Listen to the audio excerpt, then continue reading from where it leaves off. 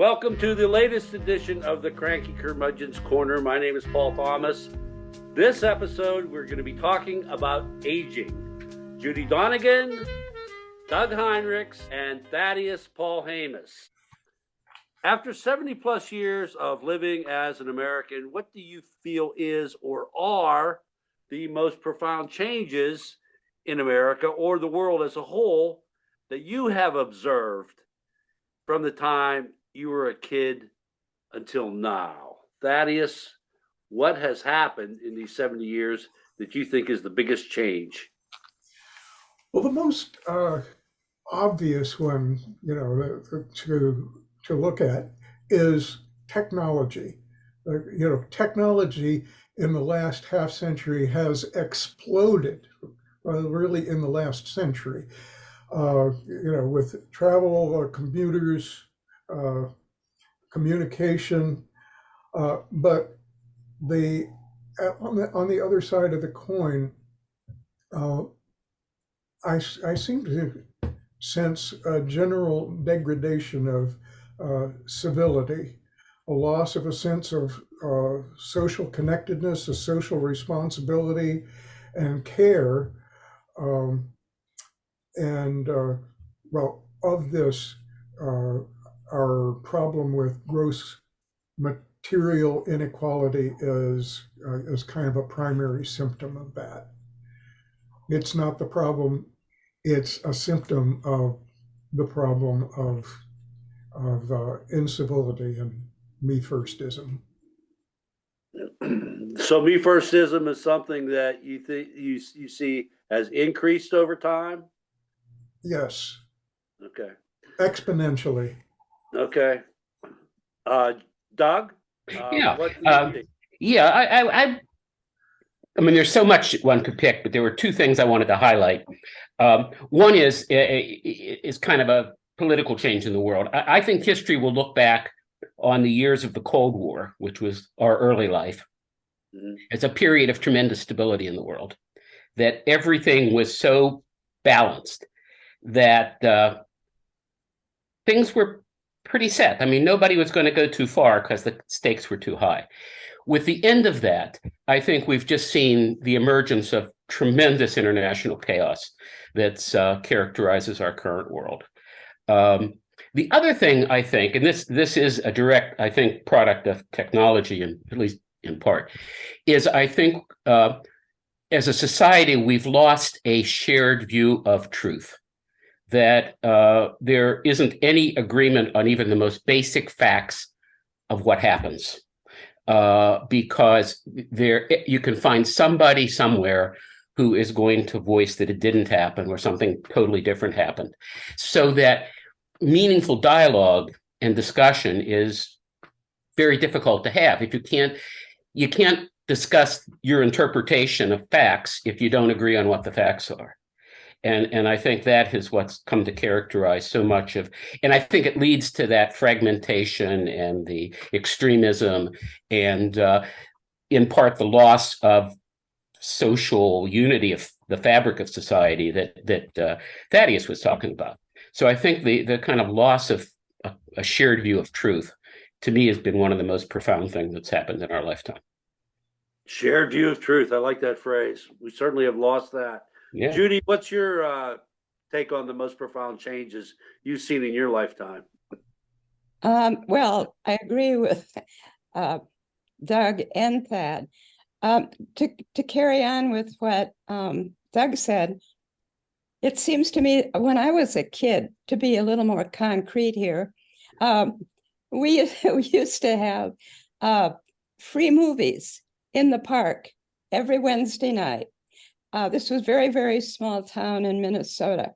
And part of that, before the movie started, actually, there would be the newsreel. Now, I don't know if you guys are quite old enough to remember the newsreel, but we got our news or a summary of what was happening through the newsreel and then through the radio. And ultimately, I'm a little older than you guys. So ultimately through television. But when there was one source of information, then we had a shared sense of truth, whether it was actually the truth or not, I suppose. But now everybody has, as Doug said, has a voice in whatever they think the truth is. But don't you think that even though it was probably a little bit nuanced, don't you think it was closer to being the truth than what we're hearing now? Well, I believe it was. But then I still tend to trust the mainstream media a little more than internet sources of the truth. So I don't know if I'm right or wrong about that. And of course, we know that during Vietnam, we were deceived about what was truly going on. But it seems like maybe there was only one thread of deception. It's the multiple sources of information that are fragmenting us. And then, it's all that is based on technology. But, just another little concrete thing. 45 years ago, when I started to work writing things, we were writing on manual typewriters with carbon paper and whiteout. And it's very, very quickly that has changed until looking back at that, I can hardly imagine how we did it. So life has become easier in a lot of ways, but also more stressful and difficult in many ways. There is little doubt that the time we already had on this planet is much greater than the time we have left. Is the end something you think about much? And what is it about the end that is in your thoughts? Judy, do you think about what's going to happen when you die? Think about that much? I don't. It might be denial. I don't really think about it. And I don't think I'm afraid of when I die. If I think about this sort of unpleasant thing, it's more how one is going to die. I don't like pain. I don't like thinking of me lying there with my relatives standing around the bed, whispering about what bad shape I'm in. So you made me think of this, Paul, and I'm not happy about that. Yeah. It's okay to be mad at me. That's fine. So anyhow, otherwise, I really don't. Probably it's denial. That's fine. That's why I wanted to ask. I think there's probably a lot of people like you, Judy, that feel that way. What about you, Thaddeus? Do you think about that much? Well, actually, I do. But before I get to my 1, 2, 3s, it just crossed my mind that one thing that I became conscious of this year in my life is the fact that I know more people underground than above ground now. Yep. And that's kind of a startling revelation that I guess everybody is going to get at some point in their old age, and here we are. Yeah. But what I think about, as our minuscule future on Earth, first of all, I think it's time for me to make practical preparations. What's going to happen to my body when it stops working, and what's going to happen to my to my belongings, my property, my affairs, and things like that. So I do think I want to get that there. So when the time comes, I'm not thinking, oh my God, I don't I didn't write a will, or whatever. Now, when I think of legacy, that's one of the things I think we're going to talk about that more a little later. What's going to remain of me after I'm gone? Am I going to leave anything of value? And third of all, I wonder what, if anything, comes of our I think all shared taught expectations of an afterlife for the soul. So these things all, occupy my thoughts, not for hours a day, but I do sort of wonder, what's going to happen down the road. About the belongings things, I think about the books, the musical instruments, and the tools. Who I want them to be in a place where they're going to be appreciated, but I don't know if I'm going to be able to manage that. Okay, Doug, what's your thoughts about? Yeah, I think my view is pretty similar to Judy's. I don't think much about dying or being dead, because I mean that's going to happen, obviously. But in a way, our death is not an event in our own life because we're not there to experience it. It's an event in the life of the people who love us, but it's not really an event in our life. But I think the process of getting to death can be worrisome in terms of the pain, the suffering, the loss of dignity and control. I've been very active since my retirement last year in the medical aid in dying movement, because I strongly feel that we need to, as a society, give competent people the option to end their life before they have to face those kinds of things, if that's what they choose to do. Our society's not been very open to that. Now, there are now, I think, 10 states in the District of Columbia that have some limited medical aid in dying laws. But so I think that we need to, I think that worries me. The process of getting there can worry me. But I think death itself is kind of a non-event, and you keep going until you don't, and it's done. Yeah, I just don't want to be a pain in somebody else's ass. Exactly. Okay, since some of us have been blessed with relationships with our grandkids, Thaddeus's blessing came from his niece. How much of a focus of your later life has been affected by the presence of an interaction with those grandkids, or in the case of Uncle Thad, with the memories Natalie provided? The thing that's so profound about this question with me is my latest job is I babysit my granddaughters, and it's just been, just wonderful for me. But I want to hear what you think about that. Doug, I'm gonna let you start out with this one. Yeah, I mean, I totally agree with you. I have two grandchildren, 6 and 4, and they live 15 minutes away, my daughter and her family, and we see them several times a week. We have them over for overnights, the whole spiel, and it's absolutely wonderful. And I think I think one of the compensations for seeing our own life winding down is to experience ourselves as part of a flow of life that goes on beyond us.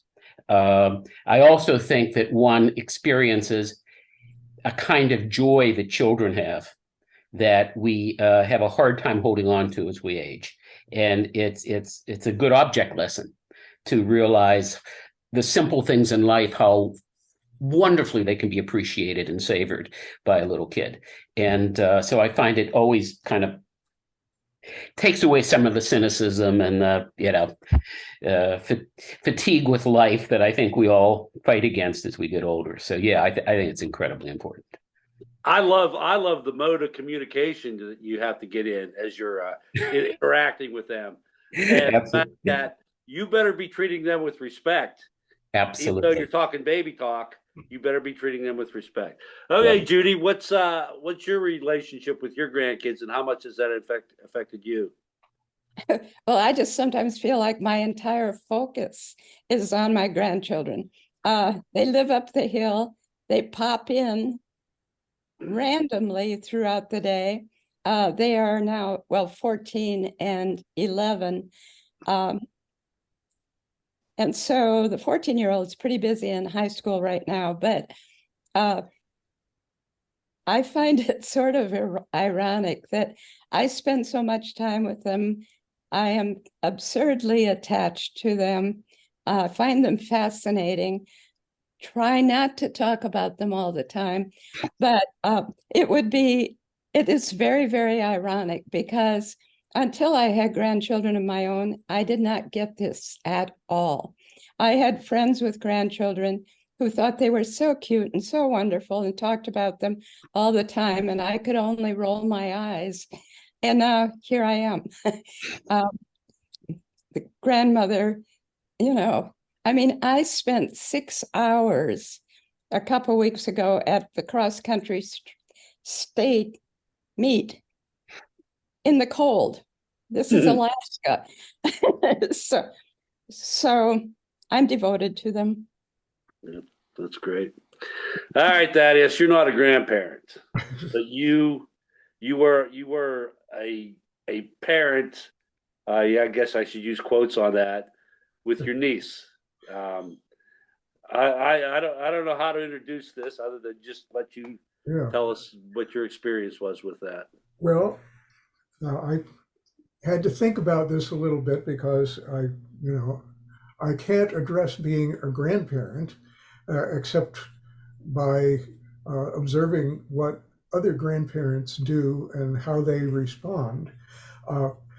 And when grandparents obsess about their grandchildren, I don't roll my eyes because I know that it's an experience that I'm never going to have since I don't have any natural children of my own, and I was a temporary parent just for a few years. And of course, she did not grow up, so she didn't produce any children to be sort of grandnieces and nephews. So what I'd have to say, it was, as Crack said, but my experience was more a direct parenting thing because she lived with us full time, and we took her to school every morning, and all the usual stuff that you went through when your kids were growing up. But right now, as you talk and you sort of, each one of you glows a little bit when you talk about your grandkids. And you love them. And I envy you because that is an experience that seems to be parenting full time has its pleasures and its pains. Grandparenting, on the other hand, from an outsider's standpoint, is you get the pleasure, and when it starts getting painful, you hand them back to your kids. Yeah, but you still pay for it later that night sometimes. Yeah. We're going to talk about the physical thing later, but yeah, right. Yeah, that's true. But I see the thing that I really truly envy you is that when each of you does pass away, inevitably, I'm the only one who thinks about it, but you all are going to die. After you die, your DNA is still going to be walking around. You have left something, you have already created something that you will leave in the world. And these are people, they're valuable people. And for us mid-century kids, they are people who are very likely to survive into the 22nd century. Mm-hmm. We who have grandparents who came to us from the 19th century are looking at those little kids who are going to keep on after we're gone into the 22nd. We are straddling 4 centuries. That's a pleasure to contemplate. Well, you're segueing into the next question pretty nicely, Thaddeus, and that's about legacy. Is being remembered after you were gone something that you think about much? I'll let you start out, Thaddeus, because you, as a composer of sacred music, all that is documented. Is that something that you cherish? You just tell us how you feel about that. Okay. When you were raising your kids and you had to go to the the school's game or the school's play or the school's talent show or something like that, and you watched your child, maybe you haven't gotten to that yet, Craig, but you will. When you see them doing something in front of and for other people in the community, and you didn't have anything to do with it, you didn't have to do anything. You are watching your creation creating. And that has got to be really exciting. My little miniature version of that, which is very rare because I'm not famous and published all over the place, is when somebody else takes a piece of music that I created and says, "Can I use this in my program?" And I say, "Sure, make sure I have a ticket." So I can go and I can hear somebody else with my creation doing something that I might not have thought of. And your kids are going to do this too, and your grandkids are going to do this. They're going to do things that you didn't think of. And yet, you're connected to them as a creator.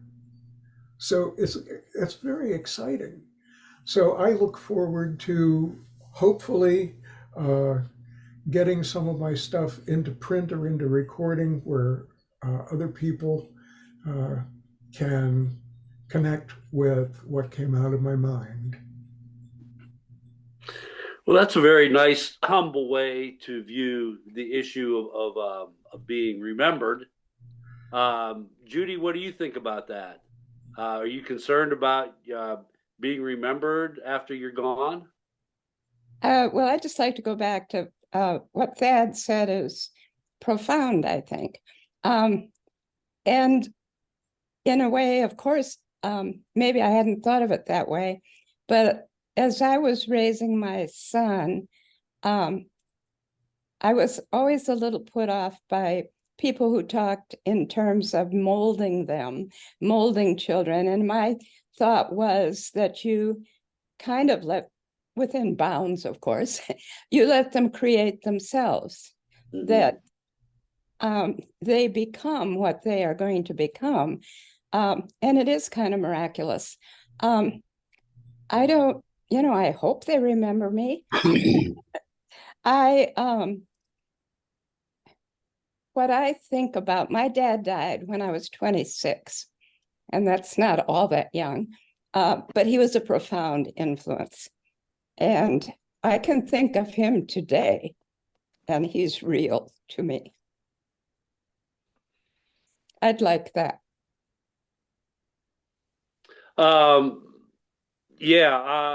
What I was thinking about, what you said, the kids create themselves. I feel the best thing that we can give them is the ability to make their own decisions, the ability to make good decisions, because they're the ones that are going to be making those decisions. They're the ones that are creating their lives, not us. All right, Doug, what do you think about this legacy question? Yeah, I think legacy is complicated because I think you can think of legacy on at least 3 levels. Probably 4. I mean, Thaddeus brought up the biological one of one's DNA, which is true enough. But I think there's a personal kind of legacy, how much we're going to be remembered as an actual person. And all the legacy thing, I think a lot of it has to do with our looking for some version of immortality. But the personal legacy, I think, matters to most of us. But the truth is, it's going to last maybe 1, if we're lucky, 2 generations beyond us. Our kids will know us as people. Our grandchildren, if we're lucky, might.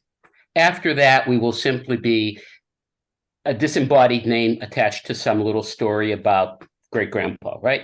So I think the personal legacy is nice, but in fact, it's pretty fleeting. Mm-hmm. I think there's an impersonal legacy, and that is the impact we have on other people's lives that doesn't necessarily carry our memory with it. I practiced psychiatry for 40 years, treated a lot of people, and like to think that I made a meaningful difference in some of their lives. I think the people who I helped will appreciate what they gained and attach my name to it. But if I help them well, it will make them in turn better parents, better people that will impact their children and their children's children, none of whom will know me by name. But I think for all of us, we set in motion sort of the pebble in the pond. There's the ripple effect that goes on indefinitely, which we can't track. But if we've done our best to be good people, hopefully those impacts will be positive ones and will reverberate on. And I think that has an almost eternal quality to it. I think the third kind of legacy is kind of generational, and this one I think is kind of sad for us. I mean, I don't know how you guys feel, but I look at the world that our generation is leaving for the generation behind us, and I don't find it very encouraging. I think we've done as a generation a pretty poor job, and we're leaving a bit of a mess. And I think there is, at least I feel, a little bit of kind of collective guilt that as a generation, we have mucked it up as much as I think we have. So I share that guilt. I figure that the worst demographic there is old white man, especially in America. Right. Mental deterioration, particularly in the realm of remembering what we were thinking 3 seconds ago, is a reality I certainly experience on a regular basis. Is that progressing dysfunction something that worries you a lot?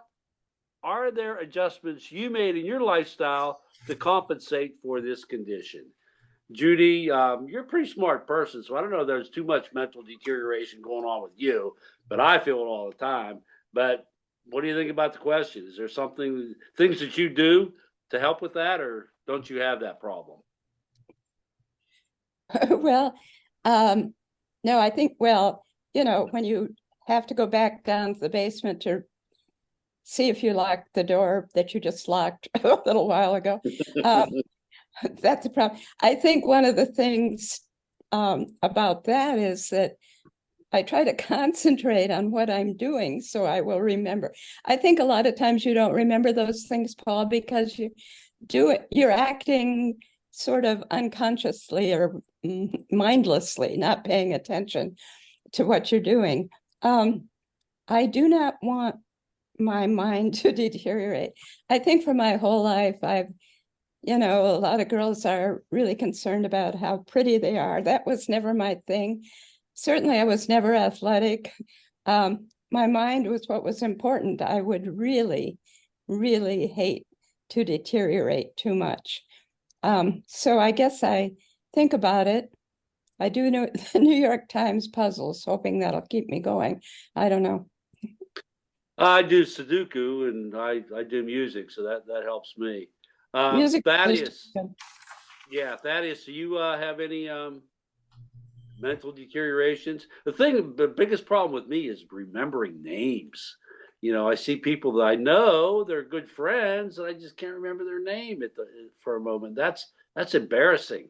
Yes. Especially if they know me, they know my name and I can't remember theirs. Oh, it get worse. I've lived in a place where I'm very often publicly visible. So there are hundreds of people who become familiar with me at a time when I get up in front of a congregation and perform. So there are people who see me on the street all the time. They say, "Oh, Thad, how are you?" And I say, "Oh, hi, how are you?" I have no idea what their name is. But if I do remember anything, okay, this guy comes up to me and I don't remember his name, blank, blank, blank. I remember his wife's name. I remember his kid's name and what grades they are in school. I can't remember that person's name that I've talked. Okay. And the other thing that drives me crazy is that I will drop words that have been active in my vocabulary for half a century, and all of a sudden I come up to the word and I just draw a blank. Okay, I'm getting old. My memory sometimes blanks on me. I can get in the middle of playing a piece on the pipe organ and I've played it for 50 years. this coming Sunday is going to be Halloween, so I'm going to play the great D minor toccata, but I'm not going to play the fugue because my memory is not letting me finish it. Everybody knows the toccata anyway. But what I find of that is it's more annoying to me than it is worrisome. And I actually did discuss this with another friend who is also a retired psychiatrist, and he said, "Hey, you know, it happens to us all. It doesn't mean you're crazy. It doesn't mean you've got Alzheimer's disease. My father called it old timers disease. Everybody gets that. So I'm not too worried about it. The thing that I have done, you know, to change my my activities came 10 years ago. Well, 11 years ago now, when on my 60th birthday, my physician said, "Congratulations on your 60th birthday. I can't guarantee you're going to make it to 70." I was a waker-upper. And ever since then, I have made a point of exercising. And nowadays, I exercise vigorously every day of my life. And I have added to that a number of new facets of my reading and study. So I'm keeping my mind exercised and my body, and that is just simply to forestall the inevitable decay. And so far, I'm pretty happy with the results. Exercise, Doug. Mental exercises. Is that the ticket? Well, I think it helps tremendously, particularly new knowledge, doing things, keeping your mind flexible, and doing things you're not just doing the rote stuff you do all the time. I think is really important, and physical exercise as well. And I think it's helpful with this kind of old timer disease we're talking about, which is kind of what happens to all of us: the word finding difficulty, the name finding difficulty, the trouble holding things in your head and working memory. Having said all of that, so that doesn't worry me. What does worry me is that a certain percentage of us, based on genetics, are going to get true dementia. And all of these protective things help a little. But if you're genetic, if you've lost the natural lottery genetically, and you live long enough, it's going to happen to you. And I think that is a kind of a terrifying prospect. And it can happen young, can happen old. My 100-year-old mother, who is physically a remarkably vigorous woman, is in the process of mental deterioration, of true Alzheimer's type deterioration. And it's just very sad to watch her slipping away. And, you know, I think that's a very scary prospect for those of us who, you know, we've gotten very good at keeping the human body ticking, no matter what shape it's in. We haven't made equivalent gains in the mind. Yeah, our mentor Vernon, when he was losing his and he got angry about it. He was upset because his mind, and that goes back with his legacy, was one where he was really able to help so many people in what he did in life. Absolutely. Yeah. Okay. Physically, things are a lot harder than they were when we were teenagers. My guess is that the acceptance of this reality started way back in our late 30s and early 40s. Have you experienced a level of serenity with this long-standing acceptance, or are you at all pissed off at the increasing deterioration of your physical capabilities? Talking about Vernon, he got really pissed off about his. Yes, he did. Because he was an athlete. And so, Doug, is there any serenity there with you? Well, I think I'm actually pretty serene on this one, precisely because I wasn't an athlete. I think that sort of like Thaddeus, I discovered the value of physical activity relatively late in life. You know, around 60. I still have some weight to lose, but I've done better. But I'm exercising regularly, you know, and all that good stuff. And it makes a difference. But I never was I'm probably in better shape now than I was in high school. Certainly. I was never athletic. So I don't feel like I've lost that much capacity relative because it wasn't that great to start with. Now, it hurts more to do things. That I will say that the aches and pains are much more noticeable, that it takes a lot longer to stop being sore after you do something that makes you sore. So I think one becomes our bodies scream at us. There's I'm blocking on his name, speaking of which, but there's a well-known French philosopher of medicine who defined health as living in the silence of the organs. If they're not talking to you, if you don't notice them, you're pretty healthy. When they start to scream at you in various ways, maybe you have a problem. And it's screaming at me now and again. So I mean, yeah. That part is happening. But if you have a good attitude, Thaddeus, even those aches and pains aren't so tough to deal with. You obviously have found from age 60 on to the right ticket, Thaddeus. Mostly. But I wrote down my favorite quote that I am going to have put on a T-shirt that says, "I am at war with my parents." On the back, it will say, "Mother Nature and Father Time." Okay. Yeah, the things that slow me down, and I'm dealing with some knee arthritis right now that hurts, and just like the mental deterioration, I am annoyed by it, and I'm hoping that everything that I do to forestall the progress of these things is going to be effective at keeping me reasonably active, reasonably alert, so that from now until the time that my creator pulls the plug on me, I can actually live my life.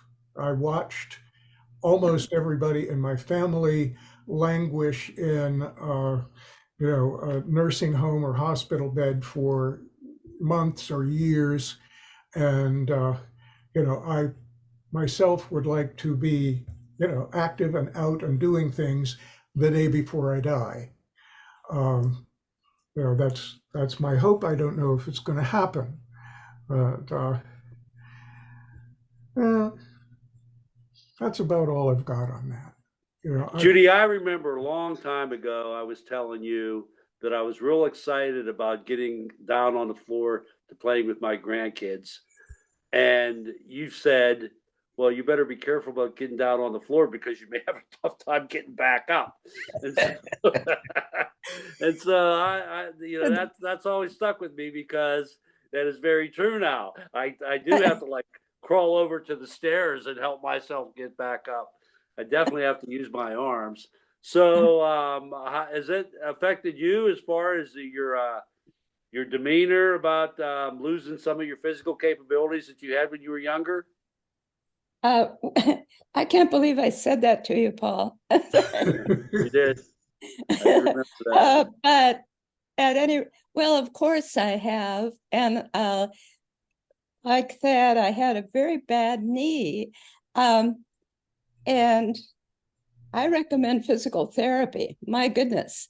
I worked very, very hard. And while it's not perfect now, at least I can walk downstairs without wincing too much.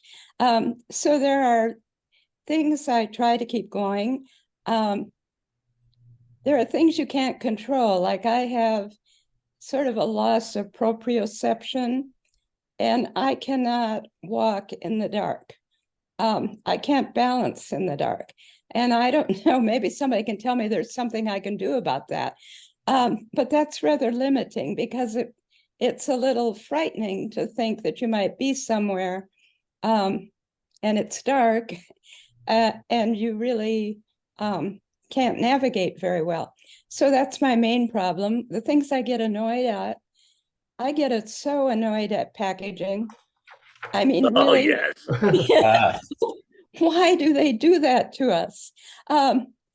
And that's where grandchildren come in sometimes. Even my 11-year-old granddaughter can open things I can't. So there are things that are annoying, but there are also, I'm doing my best to stay as fit as I can within my physical limitations, I guess. And I guess you're not getting pissed off too much about it then either.